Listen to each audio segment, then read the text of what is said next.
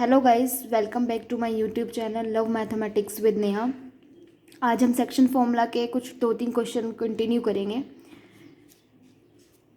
If 1, 2, 4, x, 6 and 3, 5 are vertices of a parallelogram taken in order, find x and y।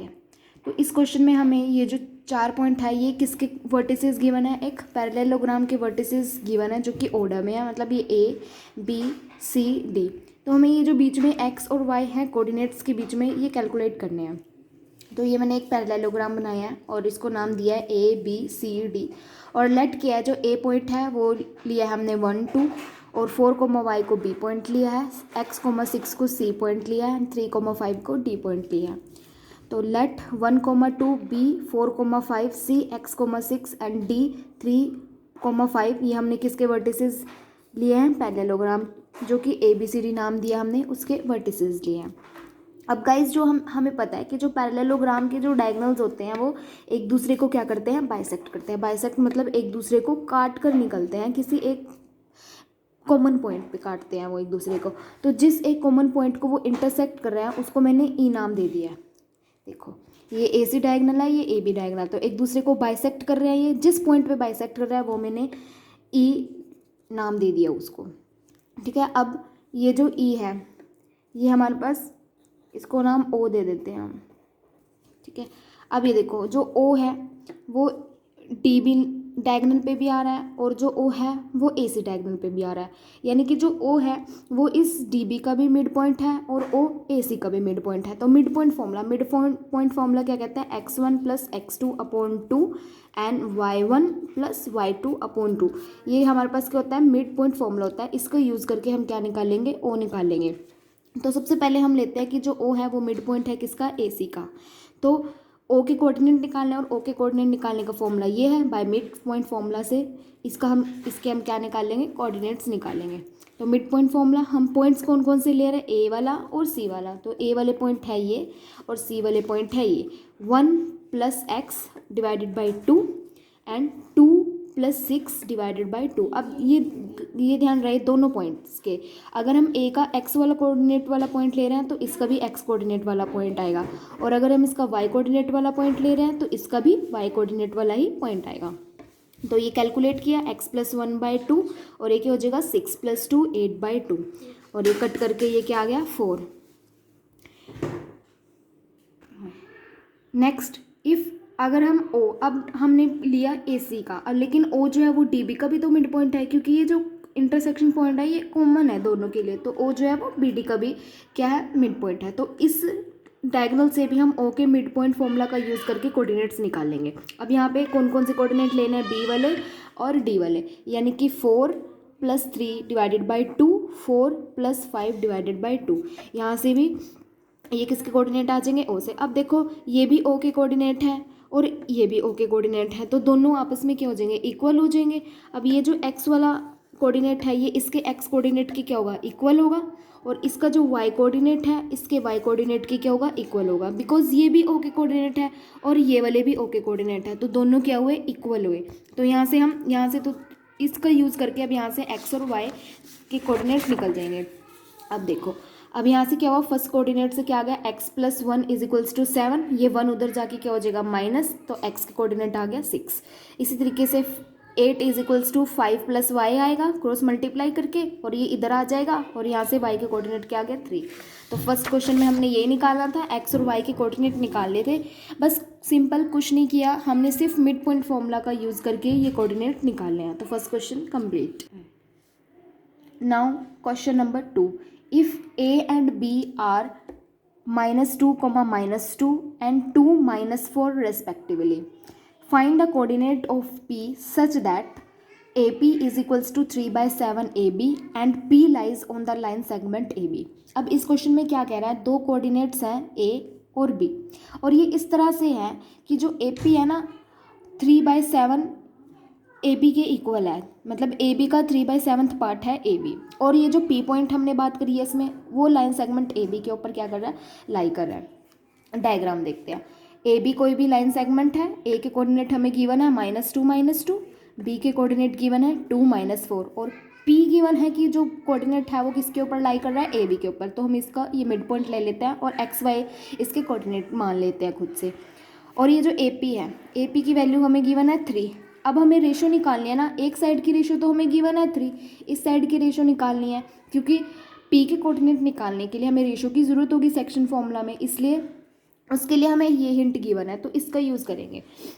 अब देखो guys, जो coordinate of the point A B ये चीज़ हमें given है और ये चीज़ भी गिवन है। अब मैंने क्या किया, इस ए बी को मैंने उठा के इसके नीचे ले आई, तो ए बी इसके नीचे आ जाएगा, तो 3/7। अब ये जो देखो ए बी है ये किस किस का सम है, A P plus P B इसका सम है, क्योंकि ए बी ये पूरा है और इस पूरे में ये भी है और इतना हाफ पोर्शन भी है, तो इन दोनों का हाफ पोर्शन का सम जो है वो क्या है, ए बी। तो हम ए बी को लिख सकते हैं A P plus P B.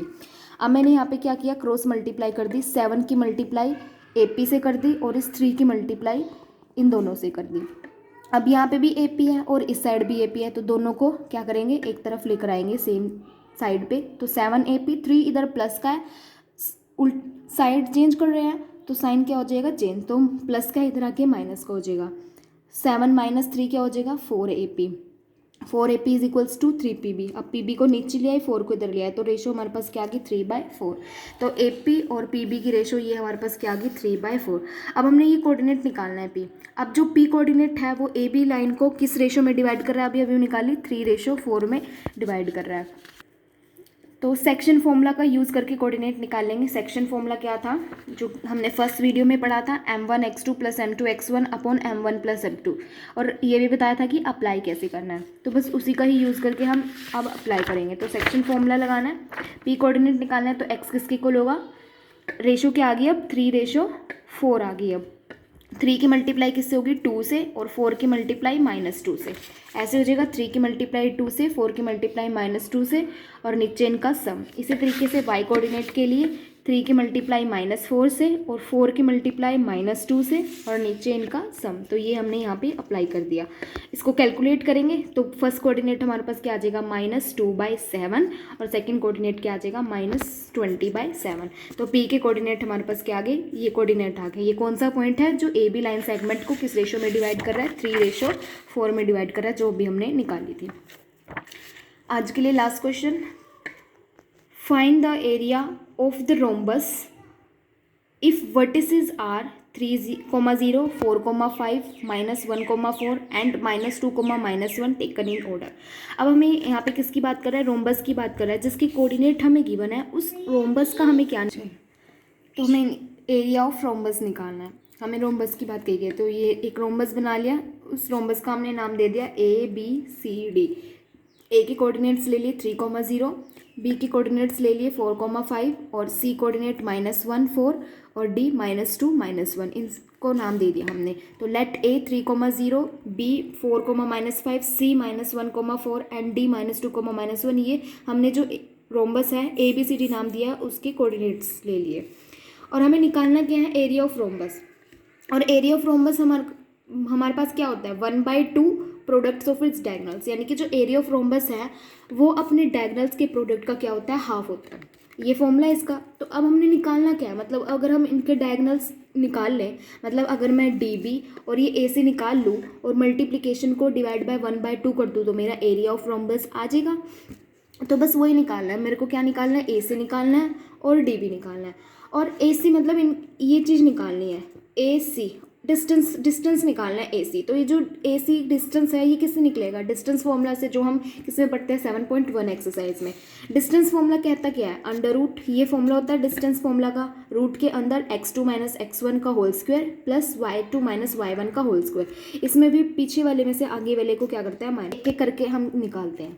तो सबसे पहले मैं कैलकुलेट कर रही हूँ AC, कोऑर्डिनेट आएंगे और C वाले कोऑर्डिनेट आएंगे, और C के कोऑर्डिनेट क्या है, -4, 1, और करना क्या है, पीछे वाले में से आगे वाला माइनस कर रहा है। अगर हम x कोऑर्डिनेट लेंगे तो -1 - 3 ऐसे लिखेंगे, और उसका क्या है, होल स्क्वायर, फिर प्लस y2 - y1 है, यानी कि यहाँ पे y2 की वैल्यू क्या है, 4 -0, तो ये मैंने ले लिया 4 - 0 का होल स्क्वायर। तो ये अंडर रूट में आ गया।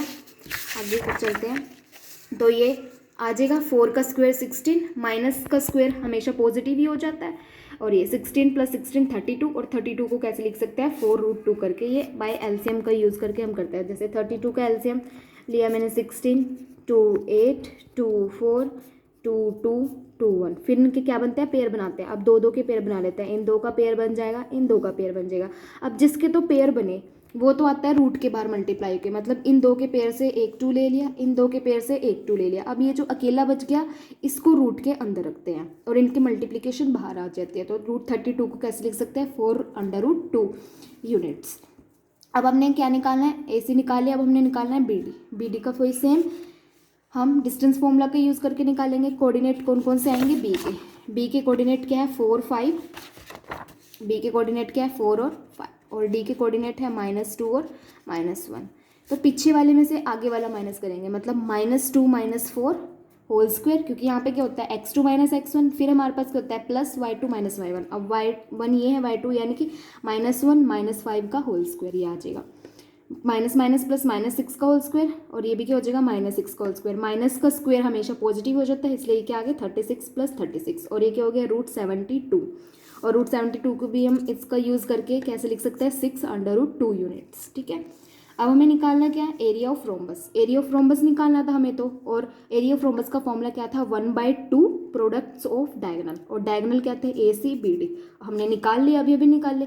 AC की वैल्यू रखती 4√2, 6√2, 4 × 6, और अगर हम रूट वाले की मल्टीप्लाई रूट वाले से करते हैं तो रूट हमारे पास क्या हो जाता है ख़त्म हो जाता है, क्योंकि ये क्या हुआ रूट का स्क्वायर, और स्क्वायर से रूट हमेशा क्या हो जाता है कैंसिल। तो √2 की मल्टीप्लाई √2 से करेंगे तो 2 बच जाएगा, 2 से 2 कैंसिल हो गया, 4 × 6 ये क्या आ गया 24 स्क्वायर यूनिट्स, ये हमारे पास क्या आ गया area of rhombus.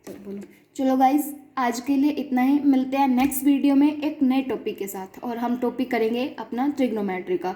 So guys बताना ज़रूर कि वे ऑफ टीचिंग आपको मेरा कैसा लगा है। सो एक्सपीरियंस नहीं हूँ अभी थोड़ा। Okay, thanks for watching my video, thank you guys.